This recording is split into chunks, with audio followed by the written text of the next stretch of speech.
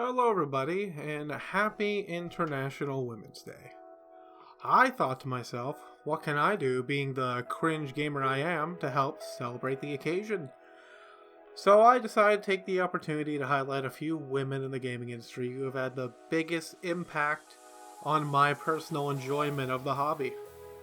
There are plenty of hardworking women in the gaming industry, but this is just my personal list based on things I have actually played and actually enjoyed personally.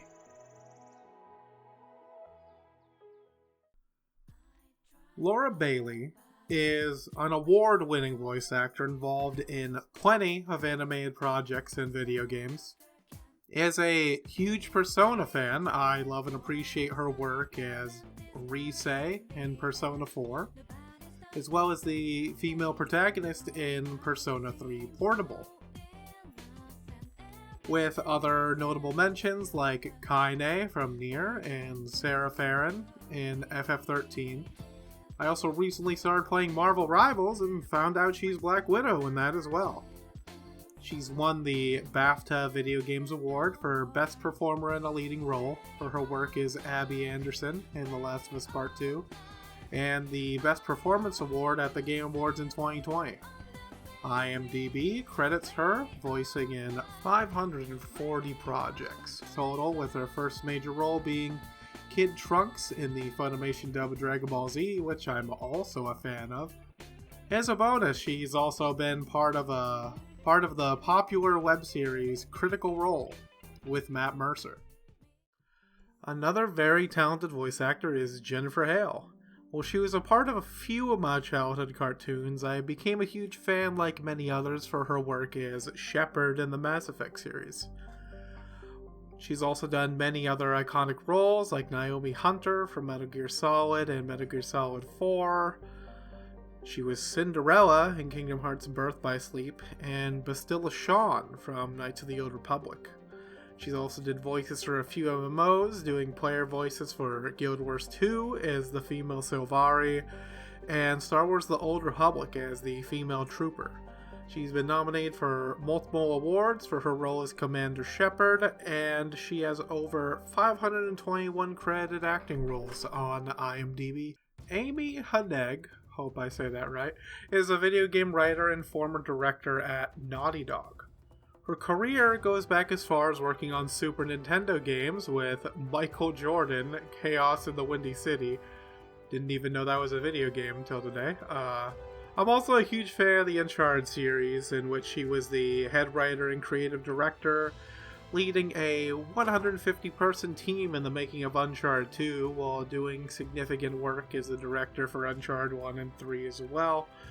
Uncharted was always one of my favorite third-person shooters from the PlayStation 3 era. She also worked as a game director of Jak 3, as well as the lead designer for Legacy of Kain Soul Reaver. She was awarded a BAFTA Special Award in 2016, as well as the Lifetime Achievement Award at the Game Developers Choice Awards in 2019. She's credited with 11 roles as a writer and 7 as a director on IMDb. Our next person here, Kim Swift, was a graduate of the DigiPen Institute of Technology and developed a game called Narbacular Drop with her team of fellow graduates under the name Nuclear Monkey Software. It was a puzzle game focused on the concept of being able to open a pair of connected portals. Does that sound familiar? This game was later presented to Valve and became the critically acclaimed game we know today as Portal.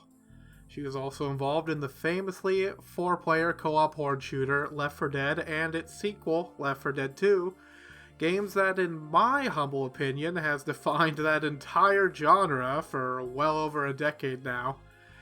Kim Swift has also been named by Fortune magazine as one of the 30 under 30 influential figures in the game industry, as well as one of the most recognized women in the industry by Mental Floss magazine. Many, many years ago, when I was still in grade school, I was walking into a local GameStop and picking up a PS2 game on discount. This game was none other than the greatest hits version of Kingdom Hearts. This game absolutely blew my mind when I first loaded up that opening. I only found out when I grew up that Yoko Shimomura, this absolute powerhouse of a music composer, had her name plastered across the entire soundtrack. The entire franchise, even.